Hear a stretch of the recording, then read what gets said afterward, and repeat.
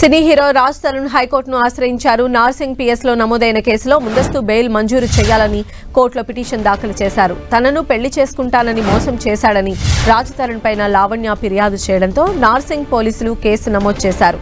రాజ్ తరుణ్ పిటిషన్పై విచారించిన హైకోర్టు పూర్తి వివరాలు సమర్పించాలని నార్సింగ్ పోలీసులకు హైకోర్టు ఆదేశించింది. తదుపరి విచారణ రేపటికి వాయిదా వేసింది హైకోర్టు. సో రాజ్ తరుణ్ వేసిన పిటిషన్ పైన హైకోర్టు విచారించింది.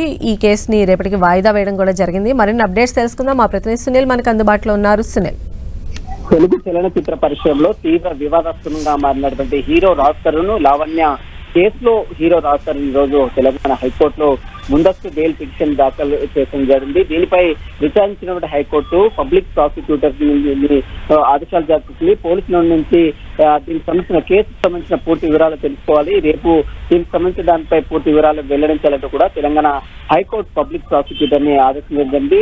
ఇప్పటికే మనం చూస్తాం రాజ్ తరుణ్ పై లావణ్య నార్సింగ్ పోలీసులని ఆశ్రయించింది. తనను పెళ్లి చేసుకుని మోసం చేసిన రాజ్ తరుణ్ పై చట్టరీత్యా చర్యలు తీసుకోవాలని లావణ్య ఫిర్యాదు చేసిన నేపథ్యంలో నార్సింగ్ పోలీసులు రాజ్ తరుణ్ పై పలు సెక్షన్ల కింద ఇప్పటికే కేసు నమోదు చేసుకోవడం జరిగింది. దీనిపై అంటే నార్సింగ్ పోలీసులు నమోదు చేసినటువంటి కేసును సవాల్ చేస్తూ ఈ రోజు రాజ్ తరుణ్ హైకోర్టులో ముందస్తు బెయిల్ పిటిషన్ దాఖలు చేశారు.